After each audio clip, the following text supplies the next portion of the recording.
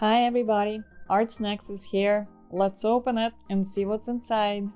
Looks like two surfaces in a plus box. So we have the aqua board. I love those things. 8x10.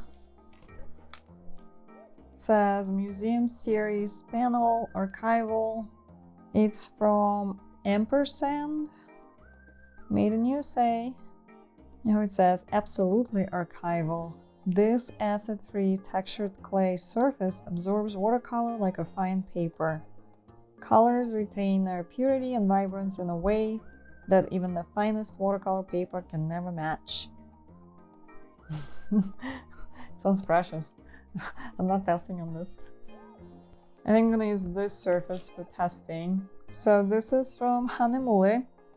It's called Agave watercolor. It is A4 format, 12 sheets, 135 pounds. And check this out. 70% agave fiber. I didn't know they made paper out of, is this agave? Is that it? And 30% cotton rag.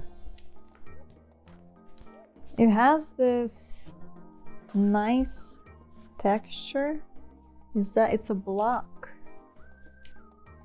Does it say it's a block? It's a block. So you can't, you need to like remove each sheet when you're done. Well, I never tried this paper before. Here's our sticker.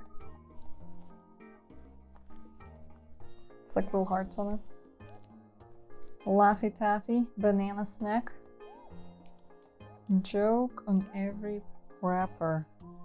We have number 6 round Princeton Heritage brush. Let's see how it works. Ooh, you can't. It's like a gold print on top. It's cute. Look at this, it's all sparkly.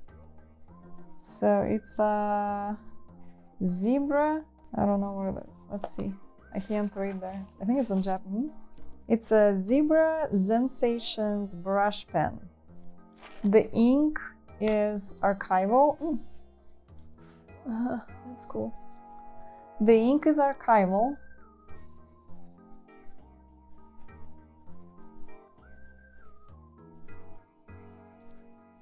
It's kind of a thicker. See how thin we can get. It is not fully waterproof. That's what it said about this. Because we have the brush. I think this needs to go maybe last. And if it's not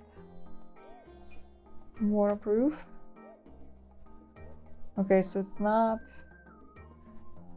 gonna dissolve, but it's definitely kind of just can smudge around a little bit. Okay, it's very pretty. Beautiful. And we have this koi watercolors in tubes. I think these are student grade watercolors. But let's see what they look like. And can we create any other color? It's like a skin color. What is it called? Pale orange, number 7. And this one is emerald green.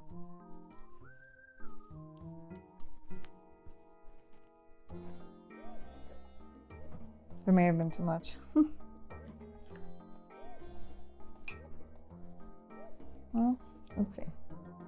I'm kind of... I think this is waterproof. Let's test. I want a waterproof marker so I can test the opacity. Yeah, this one looks good. So let's see how opaque these guys are. Pretty opaque.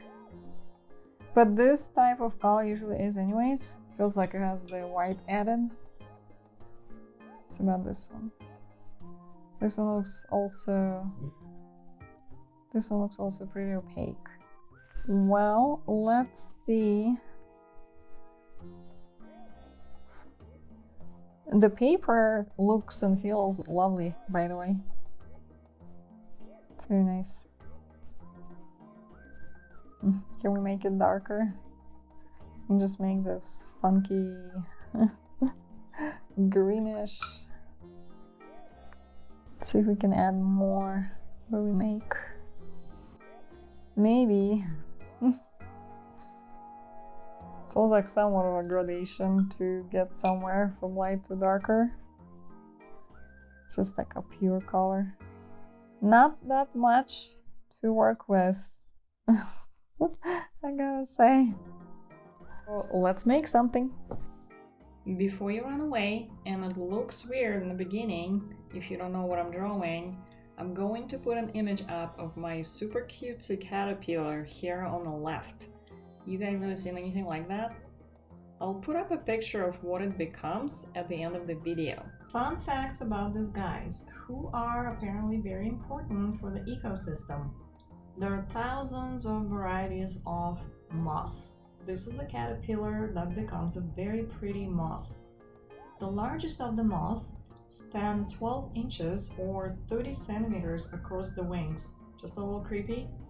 They are a food source for a lot of birds and creatures and even humans. They pollinate flowers, those that can eat, I know, right? There's a twist. Some of the varieties are born without a mouse. What? They live for a week and their sole purpose is to procreate. Yep, they make babies. At least they're kind of fit and in shape, right? They can't eat. Back to the box. Princeton's Heritage Series 4050 Synthetic Sable Round Brush number 6. It's a nice brush.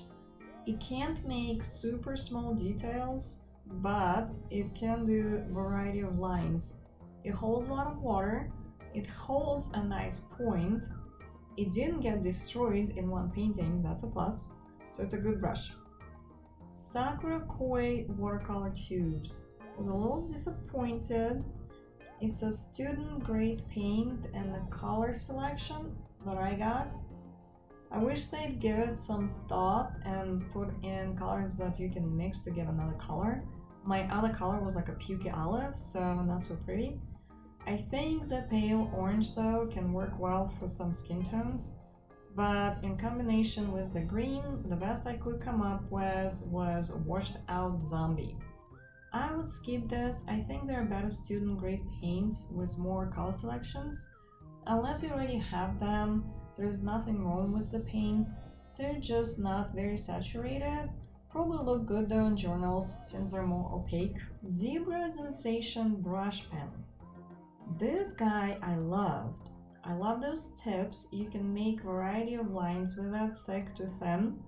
It's very black. You can put it on a palette and create a soft black or a gray and create a wash on a watercolor paper. Remember, it's not fully waterproof, so don't line your work with this before finishing it if you're doing watercolors or gouache. The pen itself is very pretty. It's sparkly black with gold print, I think mostly in Japanese. It feels very good to hold it and use it. I feel like there should be something else with this box, maybe a colored pencil or a white pen. In the plus box, 2 surfaces, again, maybe a little odd, like I didn't feel like it was a lot of thought behind it. I can't say anything about the aquaboard panel. I love using those for watercolor, ink, and acrylic gouache. They don't bend or warp when you paint on them, and you can put it up on an easel. Hanemuli Agave watercolor paper block. This was my favorite item. It comes in a block, so you don't need to stretch it or tape it. When you're done with your painting, you can remove the sheet with the palette knife. Be careful not to force it and find the part at the top usually where the block is not glued.